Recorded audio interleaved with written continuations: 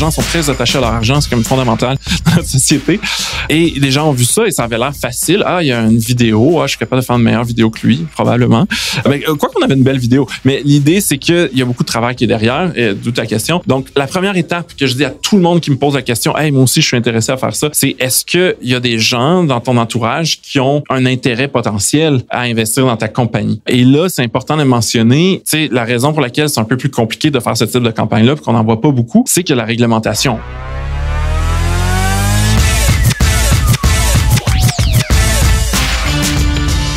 Bienvenue au 21e épisode du podcast Hypercroissance, présenté et produit par J7 Media, une agence de publicité Facebook. Si vous cherchez un partenaire de croissance pour vous implanter dans de nouveaux marchés, J7 Media est le partenaire qu'il vous faut. En gérant près de 5 millions de dollars de publicité Facebook à l'année, J7 Media aide depuis 7 ans maintenant les entreprises à accélérer leur croissance via l'entremise de la publicité Facebook et Instagram. Si vous désirez passer de croissance à hypercroissance, rendez-vous au www.j7media.com et demandez à parler avec un de nos conseillers. En l'espace de quelques jours seulement, notre équipe saura vous bâtir un plan de match afin de faire grandir votre entreprise. Aujourd'hui, sur le podcast, on aborde un des sujets les plus intrigants que j'ai eu la chance de discuter dans les derniers temps. Au 10e épisode du podcast, j'avais eu la chance de m'entretenir avec François Robitaille qui nous avait expliqué comment il s'y était pris afin de lever 10 millions de dollars grâce au financement privé. Mon invité aujourd'hui, Julien Brault, président et cofondateur de l'application ArtBacon, nous explique, lui, de son côté, comment il s'y est pris afin de lever plus de 1 million de dollars en financement participatif. Pour ceux qui se posent la question à savoir quelle est la différence entre le financement privé et le financement participatif, eh bien, je vous invite à écouter le podcast qui suit car c'est l'un des sujets principaux qui sera discuté. Sans plus attendre, ma discussion avec Julien Brault.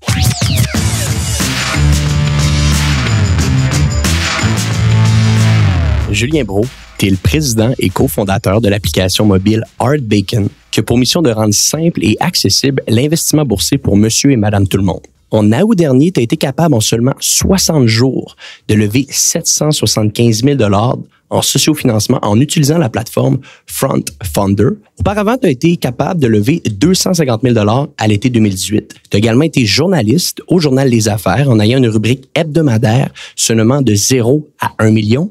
Julien Brault, merci beaucoup d'être sur le podcast Hypercroissance aujourd'hui. Ça fait plaisir.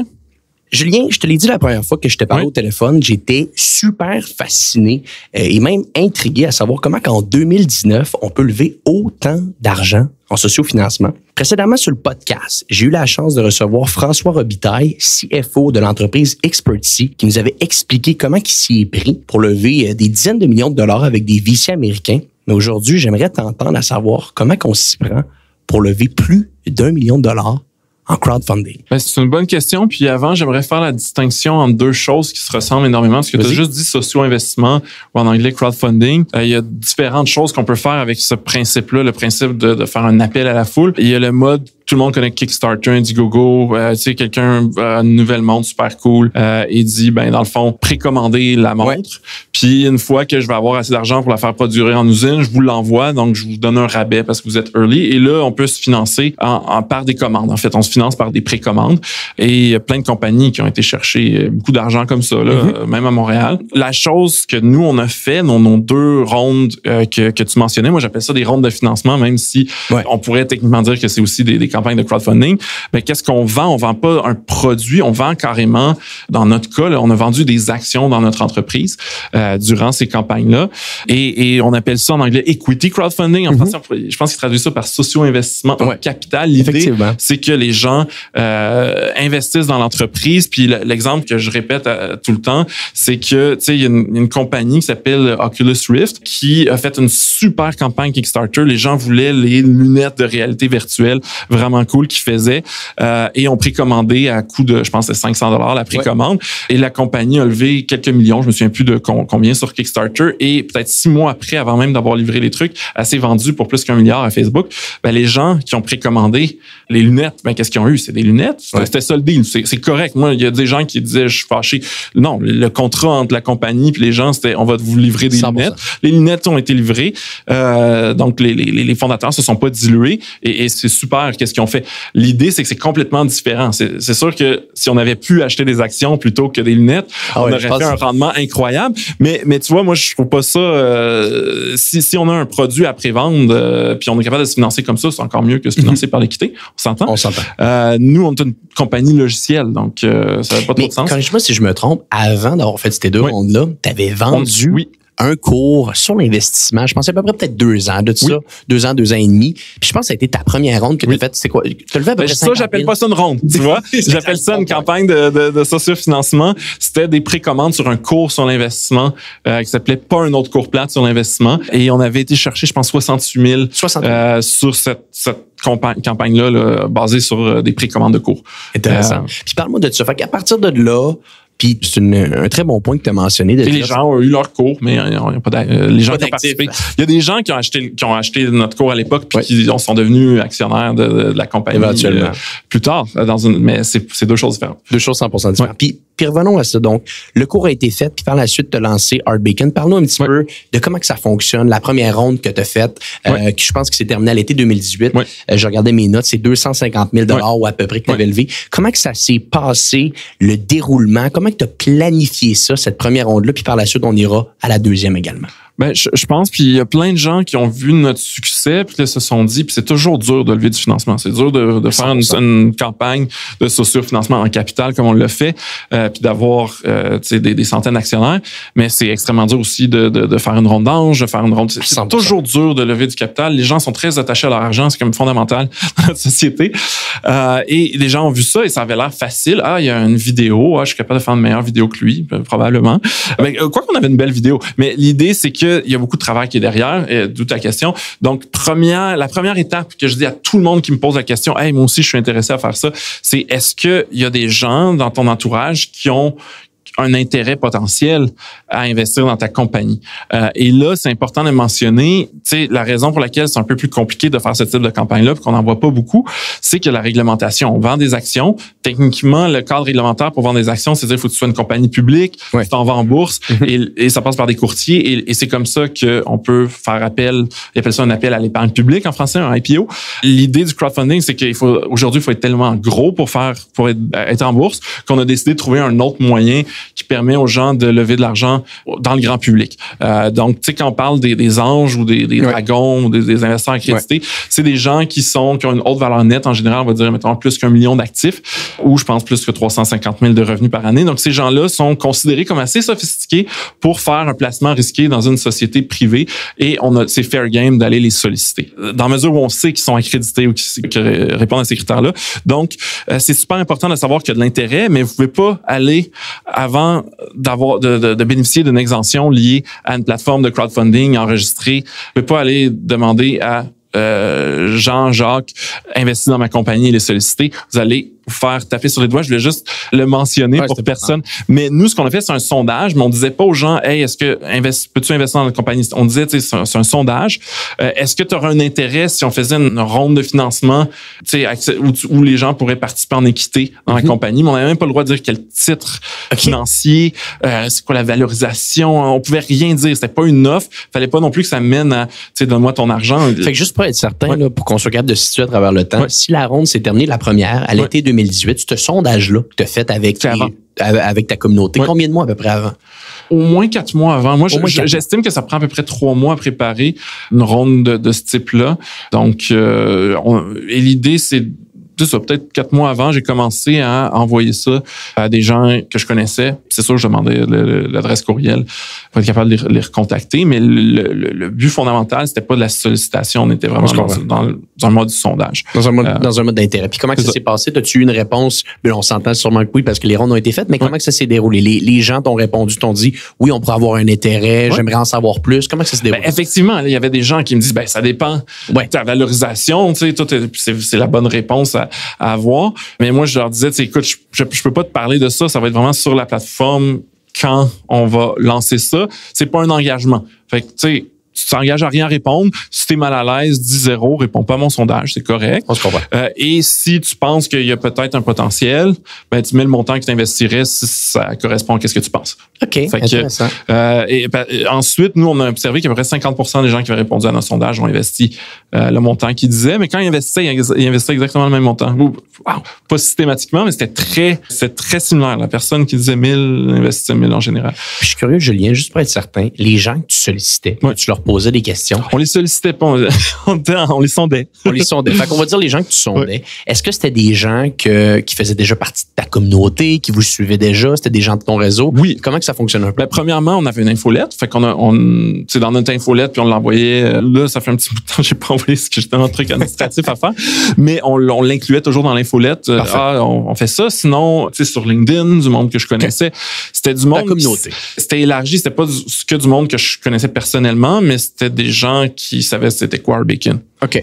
Je comprends. Parfait. Donc, tu as l'information que les gens vont te donner. Ils vont dire à peu près le montant approximatif qu'ils vont donner. J'imagine que ça doit te donner de la confiance, ça, là, de se dire, OK, crème, s'il y a autant de gens qui me répondent puis qui me disent qu'ils vont investir X, Y, Z montant. Oui, mais t'as toujours la crainte. Là, la première fois, j'avais aucune idée. Est-ce que c'est vrai, tu sais? Ben oui, parce que les gens peuvent dire, je vais investir ça, mais ils pourraient le dire 1 million de fois. La deuxième fois, j'avais la théorie, c'était 50%. Mais c'était une théorie, ça s'est révélé une fois, tu sais. Là, ça à peu près donner la même chose. Fait que, tu sais, là, c'est pour ceux qui nous écoutent, ils veulent le faire, ben, assumez que vous avez à peu près 50%. Peut-être que ça dépend aussi de toujours comment on fait répondre au sondage, tu sais. Comment ta communauté est forte, puis c'est quoi la qualité de ton produit aussi, là, tu sais, on s'entend. Donc, on arrive, t'as des gens qui te répondent, qui vont dire, on va investir ou on va pas investir. Là, à partir de là, tu fais ta première campagne. Parle-nous un petit peu de ce lancement de campagne-là, les semaines avant au niveau de la planification, puis comment que ça s'est déroulé dans son ensemble. Ben, comme tout, et ça s'applique autant, mettons, un Kickstarter, une campagne de précommande que de l'investissement. Les gens veulent, parce qu'il y a quand même une notion de prise de risque, même dans le produit. Le plus qu'on peut gagner, c'est le produit. Le plus qu'on peut perdre, c'est que le produit n'est pas livré. Dans le cas d'une action, ben si la compagnie fait faillite, on perd tout. Si la compagnie on demande du capital risque pur et dur. Ben c'est ça. Donc personne veut être, et ça s'applique même à une ronde de financement institutionnel avec des anges.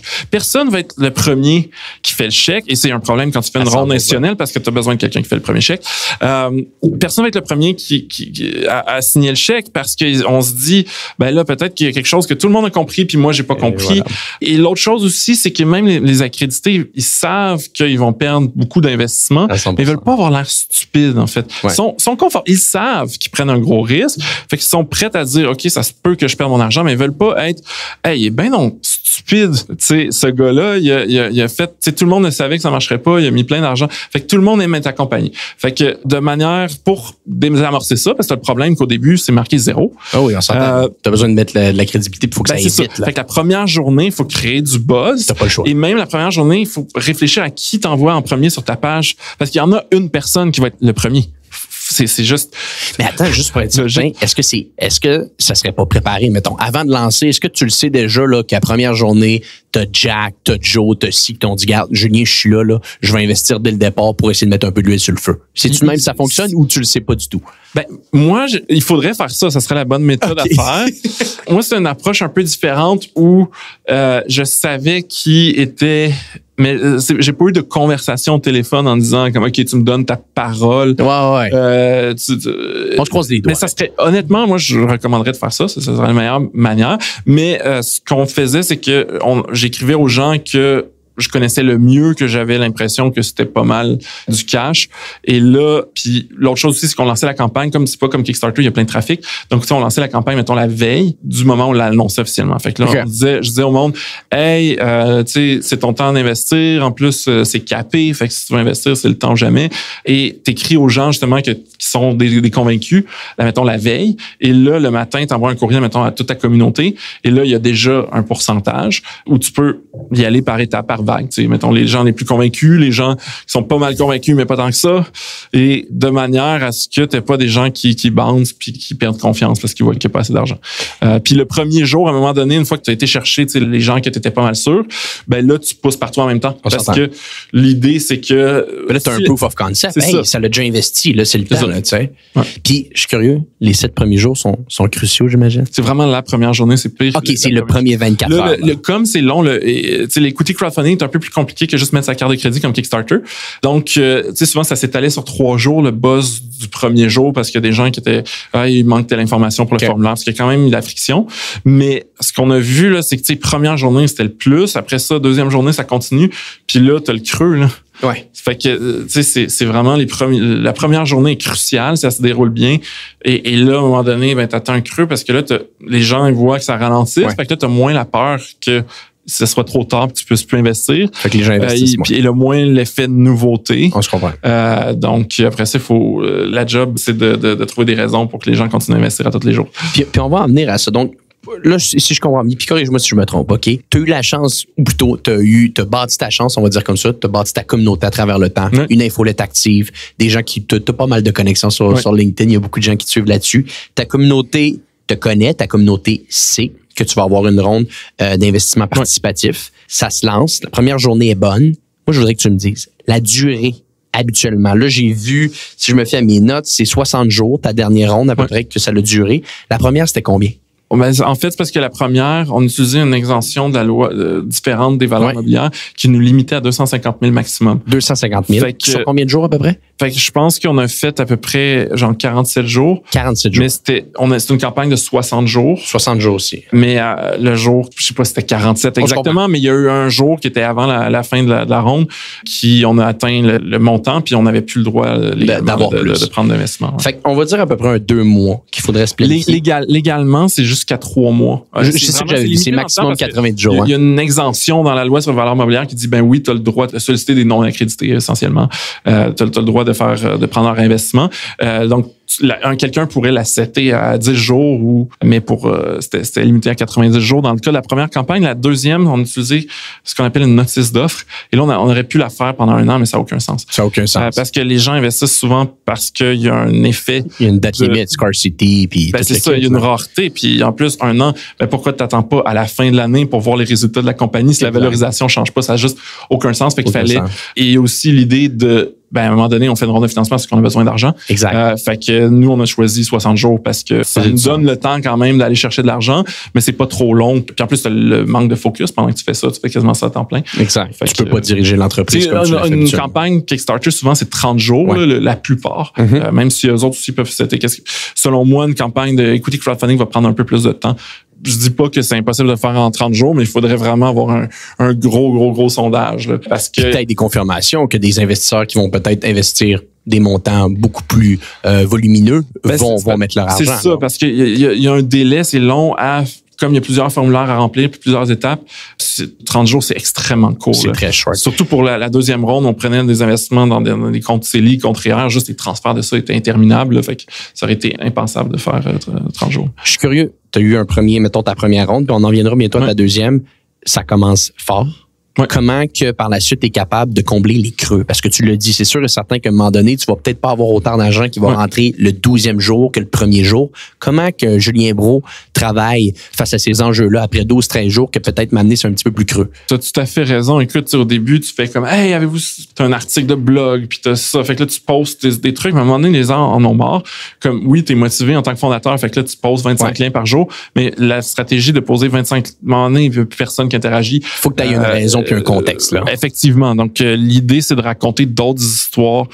Dépendamment de c'est quoi la nature d'entreprise, si tu es capable de faire des releases de software, on en avait fait un dans l'autre round, ça c'est génial. Tu montres que la compagnie va bien. Tu peux faire des entrevues avec des podcasts, par exemple. Tout ce que tu es capable de faire pour redevenir top of mind, parce qu'il y a toute une communauté de gens qui l'ont vu, qui sont intéressés, mais ils savent pas. Puis c'est les gens qui vont closer la dernière journée, là, qui étaient pas sûrs. Le plus que tu es top of mind, le plus que tu as de chances de les convaincre de faire le dernier pas. Donc, et peut-être aussi, faire une vidéo, mais tu mets le lien de la campagne, mais tu n'es pas en train de parler pendant 10 minutes de ta ronde d'investissement. Non, tu amènes d'autres choses autour de ça. Puis je pense que tu avais été super bon. Tu faisais m'amener, je pense que tu le fais un peu moins présentement, mais quasiment une vidéo par jour sur LinkedIn où est-ce que tu abordais un sujet relié à l'investissement boursier. Et là, par la suite, par la bande, on est capable d'intégrer Art Beacon. Tu as un background assez fort au niveau média. Je veux dire, tu avais une rubrique dans le journal Les Affaires. Là, j'étais journaliste à temps plein. C'était ça ta job. Là, c'est ça, en fait, tu as mentionné au début ma chronique que j'avais qui était quand j'étais rendu en affaires, mais avant d'être fondé Art Bacon, j'ai été journaliste à temps plein. Est-ce que ça t'a aidé? J'étais pas juste chroniqueur, j'étais journaliste. C'est ça, journaliste, c'était ça ton emploi. Puis est-ce que dans un contexte de lever autant d'argent, tu te rends compte que ça t'a aidé peut-être même au niveau de ton réseau de contacts? Oui. Fait que parle-moi un petit peu de ça, comment tu as été capable de leverager ce background-là pour faire en sorte qu'Art Bacon lève encore plus vite? C'est sûr que je pense que n'importe quel poste qu'on va avoir dans sa carrière, on peut décider de leverager ou pas. On s'entend. Moi, je l'ai leveragé. Pendant que j'étais journaliste, c'est sûr, je créais beaucoup de contenu. C'était ma job, j'étais payé pour ça. Exact. Fait que je distribuais, j'étais pas obligé. Je connais des journalistes qui s'en foutent, ils sont payés pour l'article, ils font l'article. Moi, c'est sûr que je le postais sur les médias sociaux.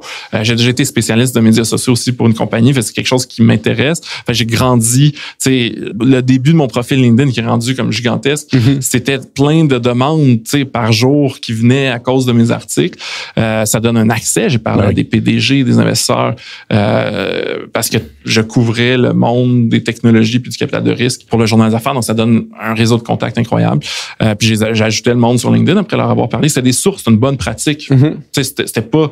Oui, honnêtement, j'ai jamais pensé que je serais journaliste toute ma vie, mais quand j'ai ajouté le monde, c'est une bonne pratique, oui, pour bâtir mon brand, mais c'est utile aussi dans ma pratique de journalistique d'entretenir un réseau élargi. Puis c'est ça, parce qu'au final, tu rentres dans une optique, toutes tes rentes, c'est du gros marketing, là, on s'entend. Là. Donc, toi, tu as été capable, tu as un background de créateur de contenu qui t'a aidé à savoir un petit peu quel type de contenu tu vas être capable d'échelonner pendant tout le long de ta ronde. Là. Donc, mettons pour les gens qui nous écoutent aujourd'hui, qui voudraient peut-être faire comme toi, je pense que ce serait peut-être intéressant de s'assurer pour ces gens-là qui ont ce qu'il faut au niveau de contenu pour travailler avant la ronde, pendant la ronde. Faut la planifier, là, tout ce contenu-là. J'imagine que tu t'es pas juste levé un matin et dire aujourd'hui, je fais une vidéo, tout ça. Tu as dû avoir une bonne planification, là. Honnêtement, pas tant que ça? Pas tant que ça. On avait planifié, le jour 1 était planifié genre aux 4 minutes, genre qui allait à l'autre toilette, mais pratiquement. Parce que le premier jour, c'est super important, puis on voulait frapper sur tous les canaux existants et possibles. Il y a des messages textes qui partaient. Mais le problème, c'est qu'il y avait tellement de choses à faire. Puis sur le plan réglementaire, je ne vais pas rentrer là-dedans parce que le podcast va être plate, là. Mais c'était très, très costaud sur le plan réglementaire. Fait que je passais beaucoup de temps juste à comme avoir le droit de lancer ma ronde. Fait que j'avais peu prévu de quel contenu on va faire jour 3, jour 4, jour 5. Fait que en fait, ça serait une bonne pratique pour les gens de te prévoir. Moi, c'était ça ma job pendant des années. Je rentrais au bureau puis on va parler de ça aujourd'hui. C'était instinctif, là. C'était pas mal intuitif, mais c'est super important d'avoir quelque chose à dire puis à raconter durant la ronde. Puis quelqu'un, justement, c'est pas sa grande force, là, de le storytelling, mais ça aurait du sens de travailler à dire, deuxième semaine, on va parler de ça, puis on va avoir d'autres vidéos de prévues, puis des choses comme ça. Intéressant. Moi, je voudrais savoir la différence au niveau de ton expérience puis au niveau de ton approche entre l'été 2018 puis l'été 2019. On s'entend 2 rondes que tu as faites en l'espace de quasiment 365 jours, en l'espace d'1 an. C'est quoi les apprentissages que tu étais capable de faire de la première et que tu as appliqué sur la deuxième? Et c'est quoi les erreurs que tu referais plus? C'est une bonne question. C'est sûr que le sondage, j'ai fait exactement la même chose parce que ça avait bien marché. Un copier-coller, OK. Qu'est-ce que j'ai fait de différent? J'avais une meilleure équipe, mais c'était juste le fait que j'avais plus de financement que la première fois. Une des choses que j'avais remarqué, c'est que quand je parlais aux investisseurs, parce que, effectivement, comme on l'a mentionné, comme il y a beaucoup d'investisseurs et dans un temps court, on fait du marketing pour intéresser les gens à la ronde de financement. On fait un deck qui a assez d'informations pour que quelqu'un prenne une décision. On s'entend. Et l'idée, c'est qu'on parle pas à tout le monde. Mais un des trucs que j'avais remarqué dans la première ronde, c'est que aussitôt que j'avais parlé à quelqu'un, il y avait les chances au téléphone ou en personne, les chances qu'il investisse étaient super élevées. Puis je m'estime pas, en plus, un très bon vendeur. Mais t'es passionné. T'es passionné par ton produit, par ton entreprise. Puis, même au début, dans la première ronde, je me disais, ça serait mieux que j'évite de... Quand le monde disait, je veux vraiment te parler, je prenais au téléphone, mais je poussais pas de rendez-vous téléphonique parce que, pour moi, c'était super important aussi, de dire, de savoir que les gens comprenaient dans quoi ils s'embarquaient. Quand on investit dans une société privée, on sait pas quand on va pouvoir sortir. Les actions sont prises jusqu'à ce qu'il y ait ce qu'on appelle un exit, là, que la compagnie se fasse vendre en bourse. Fait que, moi, dans ces appels téléphoniques, là, je m'assurais toujours, puis dans la documentation aussi, puis dans tout le matériel, c'est clair, mais je m'assurais aussi de le faire au téléphone pour s'assurer que j'ai les bonnes personnes patientes autour de moi. Fait que je me disais, à quel point ça va être vendeur d'avoir une conversation avec le monde. Puis la réponse est oui. Fait que ce que je faisais, puis là, en plus, j'avais la chance d'avoir une assistante, c'est qu'on avait une stratégie où on faisait les rappels des gens qui avaient montré un intérêt, puis on leur proposait des rendez-vous téléphoniques avec moi. J'ai fait énormément de rendez-vous téléphoniques et j'étais pas en mode closing du genre, ben là, c'est le forum où on va le faire ensemble à l'écran. Je faisais juste discuter. Hey, salut, j'allais voir le profil LinkedIn de la personne. Je disais, hey, qu'est-ce qui t'intéresse à l'investissement? On discutait. Il y en a qui me posaient, qui ont leur propre set de questions. Un petit peu comme littéralement un PDG qui va faire son quarter, qui va aller dire à tous ses investisseurs ce qui se passe. Toi, j'imagine que les gens, tu leur disais, ben regarde, on était là l'année passée, on est là maintenant. Voici un petit peu nos plans. Puis si ça t'intéresse, on va de l'avant, on va pas de l'avant. Mais c'était un peu ça, j'imagine, que tu faisais. T'expliquais la vision, puis t'expliquais un petit peu ce que vous avez été capable de faire historiquement dans la dernière année, là. Question pour toi, tant qu'être là. Est-ce que ta deuxième ronde, il y a eu beaucoup des gens qui ont investi dans la première qui se sont également portés garants pour la deuxième? Oui, il y en a beaucoup. Pourcentage, mettons, vite comme ça? J'ai pas fait le calcul. C'est juste c'est une manipulation Excel, essentiellement. Mais je l'ai pas fait. Parce que je voyais au niveau de la valeur, je pense que la première, c'était 1,5 million que tu mettais à l'entreprise. La deuxième, 3,5 si je me trompe pas. Donc, tu sais, automatiquement, on s'entend, c'est intéressant pour la personne qui a investi l'année passée de se dire, bon, on va investir sur la deuxième ronde, d'autant plus que beaucoup plus de gens ont investi, beaucoup plus d'argent a été mis là-dedans. Ça doit être intéressant pour eux, là, si tu les avais au téléphone. Oui, ben en fait, c'est à peu près la moitié. Donc, c'est sûr qu'on parle, c'est pas des investisseurs accrédités. Un investisseur, tu sais, accrédité ou sophistiqué ou un fonds, là, tu sais, quelqu'un qui est vraiment un professionnel, va investir en se faisant des réserves et se dire, je sais déjà que la deuxième ronde va être ça et moi, j'ai des droits anti-dilution. Ils vont carrément mettre de côté des montants pour faire des follow-on. Monsieur, madame, tout le monde, a pas forcément... tu sais, mais si, mettons, la personne a mis 1500$ dans la deuxième, est-ce que dans la deuxième ronde, elle a un 2000$ à mettre? Il y en a que oui, là, c'est sûr. Mais il y a du monde qui m'ont dit, hey, je viens juste faire des rénovations sur ma maison. Ouais, je comprends. Puis, ben, moi, c'était correct, là. Moi, on faisait des suivis, tu sais, jusqu'à ce que tu me dises, ben, non, je veux pas investir dans ta ronde. Je comprends. Fait que là, c'est correct. Mon but, tu sais, je veux pas. Mais ça doit être excitant pour la personne à l'origine de se dire, crème, l'année passée, c'était 1,5. Là, maintenant, il met une ronde à 3,5, qui, on s'entend, t'aurais peut-être pu mettre ça à une valeur de 3,5 puis personne investit, mais là, de la personne qui voit que crème a le plus que doublé la valeur que Julien Brault a mis à l'entreprise un an après, puis qu'il y a autant de gens qui investissent encore. Moi, en tout cas, si j'avais été un investisseur à l'origine, je ne l'étais pas, ça m'aurait excité de dire, OK, il y a autant de gens qui sont excités à une valeur 2 fois plus élevée que l'année passée, c'est peut-être le temps de remettre un petit peu plus. Ouais, mais je pense que c'est pas le meilleur raisonnement. Puis tu sais, en bourse, on devrait pas trop regarder le prix de l'action, mais en plus, c'est liquide. La bourse, le marché est peut-être complètement fou, puis l'action n'aurait pas dû doubler, mais au moins, ce que tu peux faire à ce moment-là, si tu trouves que c'est fou, tu peux revendre. Dans notre cas, les gens sont encore, tu sais, ils peuvent pas liquidifier leur investissement. Donc, selon moi, en tout cas, moi, c'est pas les arguments que je mettais de l'avant. Il y a peut-être des gens qui ont eu cette réflexion-là. Moi, c'était plus, regarde qu'est-ce qu'on a réalisé au cours de la dernière année. C'est ça. OK. Je suis curieux, tu as mentionné un petit peu les montants que les gens pouvaient investir.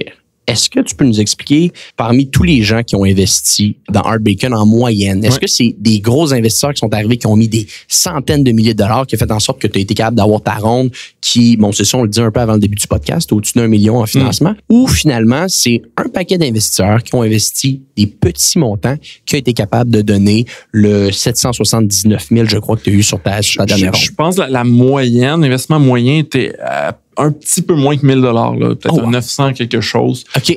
Donc, fait que c'est du volume, là. Il y a beaucoup de volume. Il y a eu, en fait, nous, on avait même mis un investissement minimum, qui était ridiculement bas à 99 $. Effectivement, je pense que 100 $ à cause du prix de l'action. Et il y en a beaucoup qui l'ont fait, en fait. Derrière la plateforme Crowdfunder, mais pas ça, parce que moi, j'aurais dit, écoutez, inquiétez-vous pas. Dans la première ronde, il n'y en a pas eu beaucoup. Il y en a eu plein dans la deuxième. Donc, tu sais, t'as les gens et ces gens-là, je pense qu'ils s'achètent un ticket, pour voir, parce que 100 $, on s'entend que c'est pas matériel. Ce serait étrange que quelqu'un dans un compte de courtage achète une action de Adobe. Donc, ça leur donne accès à nos états financiers. C'est des gens qui croient dans le produit. Fait que on est quasiment plus dans la logique Kickstarter, même si c'est des vraies actions qu'ils achètent, puis avec ce que ça vient avec. Et à l'autre opposé, on a eu quand même plusieurs personnes qui ont mis des 10 000 $, qui devient quand même un peu plus substantiel. Je pense que notre plus gros investissement était d'à peu près 30 000 $.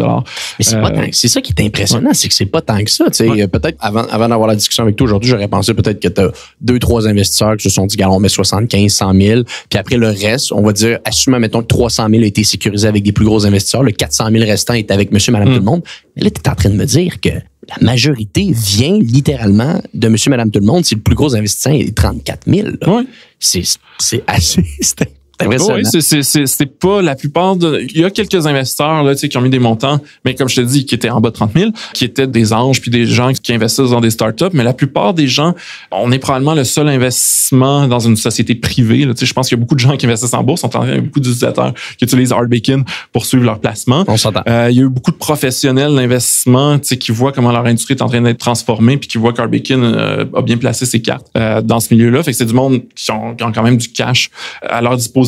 Mais la plupart de ces gens-là n'étaient pas des gens qui étaient déjà dans plusieurs startups. Là. OK, intéressant. Julien, le plus gros avantage, selon toi, de faire une ronde, on va dire l'investissement participatif de monsieur, madame, tout le monde, comparativement à faire le même type de ronde, mais avec du venture capitalist, donc des investisseurs, des anges, comme tu dis. C'est quoi le plus gros avantage, selon toi? Il y a des désavantages, des avantages. Ben, c'est ça. On va parler des avantages. Ouais. Je dirais que c'est énormément d'efforts de faire ça, mais c'est énormément d'efforts de faire la ronde traditionnelle. Et les efforts résultent en du marketing. Contrairement à la ronde qui se porte dans des boardrooms, tu travailles comme un chien pendant 4-5 mois et à la fin, tu as un montant d'argent, mais il y a personne de plus qui connaît ta compagnie. Ouais. Donc ça, c'est extrêmement public et c'est du marketing. Et on implique aussi les investisseurs, mettons les gens qui ont investi dans les 3 premiers jours. Ben là, après ça, je leur envoie du contenu. Je dis, hey, pouvez-vous partager ça? Fait que il y a vraiment un phénomène viral de se faire connaître. Spécial, ça, c'est un avantage. Le deuxième, c'est que tu as accès à un pool incroyable de gens de différents backgrounds qui ont un intérêt à ce que tu réussisses pour des introductions. Tu sais, on a des gens qui travaillent dans toutes les institutions financières. C'est comme, hey, tu connais-tu telle personne? Fait que, ton réseau de contacts doit grossir. C'est un réseau de contacts incroyable. Puis, tu sais, souvent, l'argument, mettons, d'un ange investisseur va dire, ah, ben là, tu sais, moi, j'aide tellement mes compagnies puis j'ai des contacts. Oui. Mais il y a deux différences, c'est que moi, j'ai accès, plutôt qu'une ronde où j'ai accès à 10 anges et leurs contacts, là, j'ai accès à comme plus ou moins 1000 personnes et leurs contacts. Et un ange, en général, qui est professionnel, va faire plusieurs investissements par année, donc doit diviser son temps qu'il alloue à des introductions entre plusieurs compagnies. Moi, souvent, je suis la seule compagnie privée. Donc ça, c'est un super avantage. C'est sûr qu'avoir un multimillionnaire qui a mis un montant d'argent important, ben là, c'est sûr que un share important. Il y a peut-être des accès qui donnent accès parce qu'il veut vraiment que ça fonctionne. S'il avait mis juste 1000$ dans ta compagnie, il ferait comme, ben là, je vais pas essayer d'utiliser tout mon poids pour t'obtenir un rendez-vous avec le PDG de la Banque Royale, par exemple. Ouais. Fait il y a ça. L'autre enjeu, c'est que ça devient, la relation aux investisseurs est un peu plus compliquée quand il y a 1000 personnes plutôt que 10. Peut-être plus de services à clientèle. Mais entre parenthèses, services à clientèle. C'est pas de la clientèle. Mais ce qui est important, c'est vraiment d'expliquer aux gens. Service aux investisseurs. La réalité, hey, on est une société privée. On va vous donner accès à nos états financiers une fois par année, puis on va faire des mises à jour, mais on peut pas discuter de chaque décision individuellement avec les gens. C'est juste impossible. On a un groupe Facebook où les gens peuvent avoir des discussions. Moi, quand je vois des discussions, j'interviens, mais je peux pas passer énormément de mon temps parce que le mandat que j'ai, c'est de bâtir la compagnie pour qu'il y ait un rendement et non de passer mon temps avec des gens qui posent plein de questions. Mais à date, ça va bien, pour être honnête. À date, ça se passe. Ouais. Je suis curieux. Mais c'est une peur. Parce que c'est nouveau, tu sais. C'est sûr, parce que là, à un moment donné, les gens ont mis de l'argent, puis ils ont une relation quasiment directe avec toi. Tu le disais tantôt, tu étais au téléphone avec eux avant que la ronde.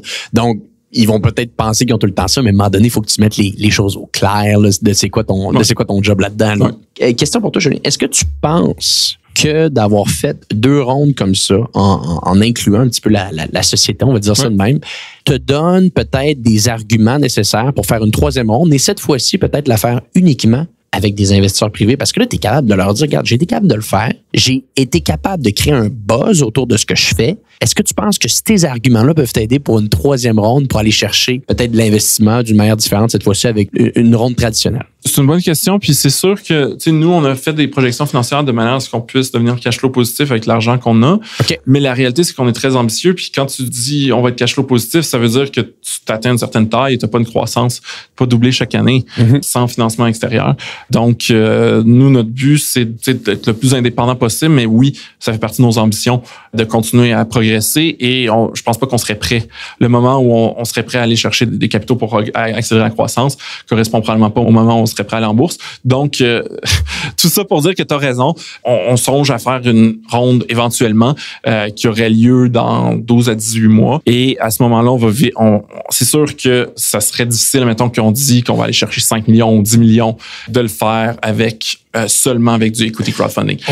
Il n'y a aucune décision qui a été prise, c'est-à-dire on pourrait juste faire une ronde institutionnelle qui impliquerait pas les investisseurs du crowd, ou on pourrait faire un truc hybride où il y a une bonne partie ou la majorité de l'argent qui vient d'investisseurs privés qui mettent des gros montants, et on pourrait ouvrir aussi le capital à une ronde où les gens pourraient continuer à participer. Moi, je trouve que ça serait le fun. Tout est une question de temps. Fait que, je trouve que ça va bien avec notre mission qui est démocratiser l'accès à l'investissement, de rester ouvert comme ça, puis un jour d'être public, puis d'être en bourse. Mais ensuite, ça nous prend 2 fois plus de temps puis de ressources. Puis, dans le fond, on va juste chercher 10% de plus d'argent de cette manière-là, ou que nos investisseurs privés sont comme, regarde, on peut fournir tout le capital que tu as besoin. Est-ce qu'on va le faire? J'ai aucune idée. Ça va dépendre de là où on est rendu à ce moment-là. Puis, parlons-en de ça. C'est quoi les objectifs pour les 12 prochains mois avec Hard Bacon? Est-ce qu'il y a des objectifs de monétisation très rapides? Parle-moi un petit peu, c'est quoi ton rôle? C'est quoi l'objectif de Hard Bacon pour les 12 prochains mois? Très bonne question. Là, je suis plus en mode vente. Et quand tu parles vente, juste pour les gens qui nous écoutent aujourd'hui, tu as bougé, toi, beaucoup d'un modèle B2C à B2B, je pense, à peu près dans la dernière année. Donc, tu travailles davantage avec les grosses banques. Parlons un petit peu de ce volet de monétisation-là. Ça veut dire quoi vendre pour Hard Bacon en 2019, là? Ben c'est ça. Les gens peuvent toujours venir s'abonner à notre application mobile puis le download dans l'App Store, qui fait 99 par année. Mais la plupart de nos revenus viennent des partenaires B2B ou des clients B2B où on fait des campagnes avec eux et on licence notre application à leurs clients. Okay. Et on va chercher essentiellement, ces campagnes-là nous permettent d'engager leurs clients et d'aller chercher des nouveaux clients pour ces partenaires-là. Donc, moi, je passe beaucoup de temps à Toronto à rencontrer les gens dans l'industrie de l'investissement, là, donc des courtiers en ligne, robots conseillers, firmes de services financiers pour avoir des partenariats ou des deals de ce type-là. Tu as un pouvoir de distribution qui est bien plus élevé avec les banques que si tu le fais tout seul. Et l'autre business qu'on développe aussi, c'est une business directement avec des conseillers financiers qu'on peut signer en haut, mais c'est des cycles de vente qui sont très, très longs, ou il y a aussi plein de conseillers financiers indépendants avec qui on a commencé à travailler. Donc, ça nous permet de réduire le cycle de vente. Je dirais, mon rôle cette année, c'est augmenter les revenus. Oui, produits, on vient d'engager un directeur produit qui me permet justement de passer tout mon temps sur le développement des affaires. Côté produit aussi, on améliore toujours le produit. Présentement, on se connecte juste aux comptes d'investissement, on ajoute les comptes de banque, on ajoute d'autres fonctionnalités là, qui permettent de faire plus avec l'application. Puis, intéressant.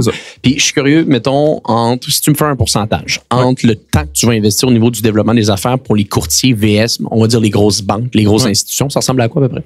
Tu veux dire conseiller financier versus institutionnel? Oui, exactement. Je te dirais présentement, ça va changer en fait. Présentement, je te dirais c'est plus 60-70% les gros deals. OK. Mais là, on a un premier vendeur qui va se pencher sur ce marché-là. Tu sais, j'ai passé, avant que tu arrives, là, je faisais du cold call avec notre directeur produit pour ce qu'on est en train d'établir le processus de vente. Okay. Puis là, on a quelqu'un qui arrive à temps plein. Fait qu'on n'aura pas j'aurais pas le choix de m'en occuper beaucoup pour s'assurer que c'est rentable puis que ça se développe de la bonne manière. Là. Puis juste pour être certain de bien comprendre, donc disons, mettons, tu prends un deal avec la banque, tu prends un deal avec le conseiller. Comment que eux peuvent utiliser l'application avec leur base de clientèle? C'est quoi un petit peu les avantages concurrentiels que tu vas leur donner comparativement à quelqu'un qui va télécharger directement l'application? C'est une bonne question. Pour l'instant, tu sais, mettons, les deals qu'on a en place, là, c'est plus avec les courtiers en ligne. Fait qu'eux, ils veulent juste faire en sorte que leurs clients soient engagés par rapport à leur compte et éventuellement entretiennent leur portefeuille, donc place plus de transactions. C'est leur modèle à faire, les courtiers en ligne. Le modèle où on s'en va avec les conseillers, présentement, on fait juste du référencement client pour les conseillers, pour être honnête. Mais on est en train de développer une plateforme où les conseillers vont déployer des applications à leurs clients Hard Bacon. Le client en bénéficie parce qu'il comprend mieux où son argent est, et ainsi de suite. Et nous, on prend les données puis on le met dans le dashboard du conseiller, donc il va pouvoir mieux le servir.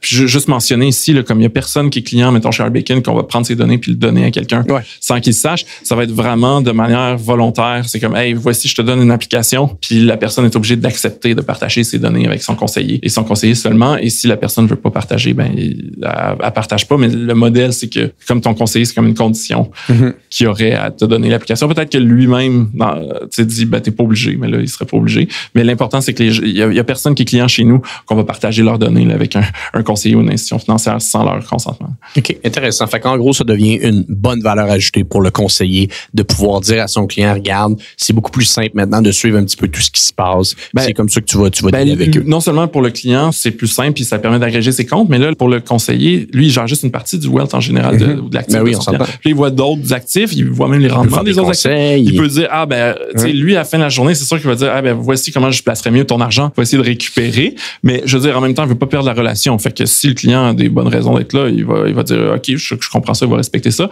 Mais c'est les opportunités de développement d'affaires là, pour le conseiller. Intéressant, très intéressant. Petite question perso, Julien. Es-tu un grand lecteur? Lis-tu un peu des livres de business? J'en lis pas quand même assez, mais je lisais beaucoup plus quand j'étais journaliste de livres que j'ai le temps de lire. Comme je lis pas assez, là, j'ai pris une semaine de vacances récemment, puis j'ai lu 3-4 livres de business. Mais ton meilleur livre. Mettons, parle-moi d'un livre là, qui a vraiment marqué, puis davantage, peut-être même, on pourrait parler d'un livre d'investissement. Ce serait quoi que tu conseillerais? Un livre d'investissement. Écoute, moi, je te dirais, mon préféré, puis c'est le plus... Ils sont souvent plates, les livres d'investissement. Ils sont souvent, tu sais, il y a une différence entre un bon livre puis un livre avec du bon contenu. Là. Ouais, puis en investissement en général, comme il y a des livres avec du bon contenu qui sont vraiment plates, le meilleur pour le lire puis qui a du bon contenu en même temps, c'est la biographie de Warren Buffett, qui s'appelle Snowball. Je pense que c'est Alice Schroeder. C'est une grosse brique de genre 1200 pages sur la vie de Warren Buffett. Ouais. Mais Alice Schroeder, c'est une analyste financière, je pense, qui couvrait Berkshire Hathaway.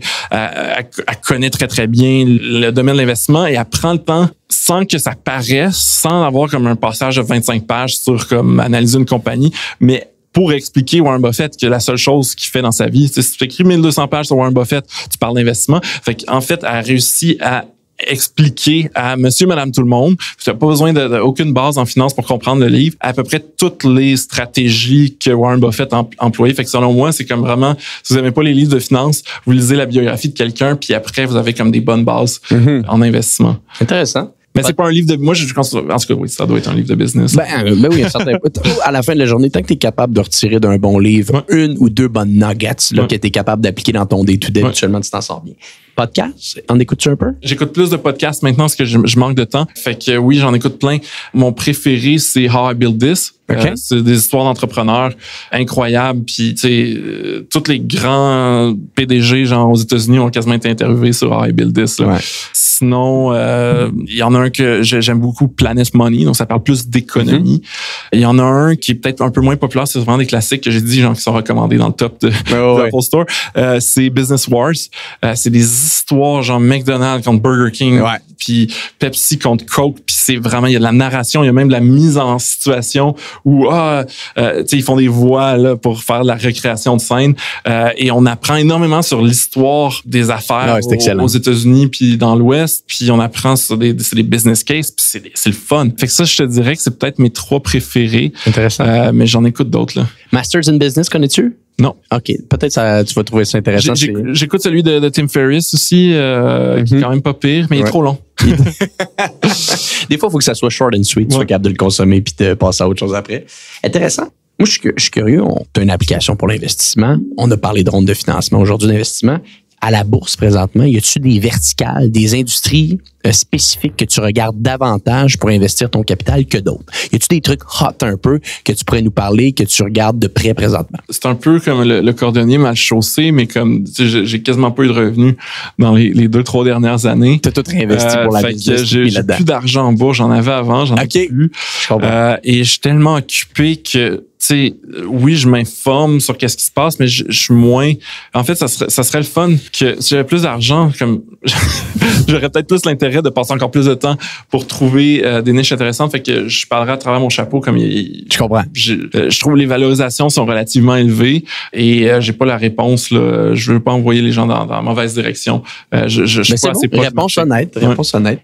Julien, très intéressant. Je pense que les gens vont pouvoir en apprendre beaucoup. C'est un sujet qui me fascine énormément, moi, de pouvoir voir autant de gens investir dans une entreprise comme ça, puis de le faire aussi rapidement. Alors, en 60 jours, avoir été capable de faire ce que tu as fait, félicitations. Je trouve ça assez exceptionnel. Si, disons, maintenant, les gens veulent rentrer en contact avec toi, rentrer en contact avec Hard Bacon, où est-ce que tu leur dirais que c'est la manière la plus facile de pouvoir te contacter ou d'en apprendre plus sur l'entreprise? C'est une bonne question.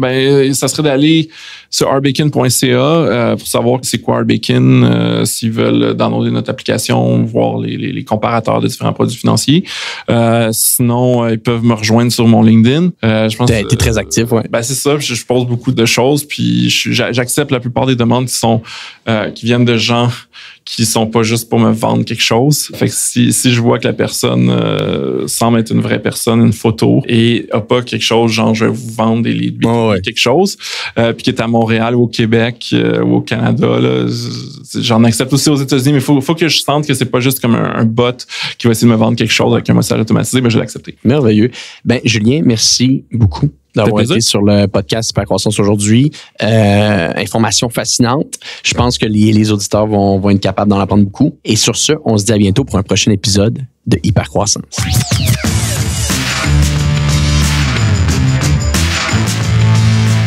J'espère que le 21e épisode ainsi que les 20 précédents auront pu vous aider à faire avancer votre entreprise. De mon côté, m'apercevoir qu'en 60 jours, seulement avec l'aide du public, on peut lever autant d'argent est pour moi ce que j'appelle un exploit. J'ai clairement l'impression que le socio-financement ainsi que le financement participatif vont être des avenues de plus en plus empruntées par les entreprises dans les années à venir. Également, si vous avez aimé l'épisode d'aujourd'hui, je vous invite à nous laisser une note de 5 étoiles sur votre plateforme de podcast préférée ou encore un commentaire. On adorait savoir quel truc d'hypercroissance vous aimeriez entendre sur le podcast. Sur ce, on se dit à bientôt pour un prochain épisode de Hypercroissance.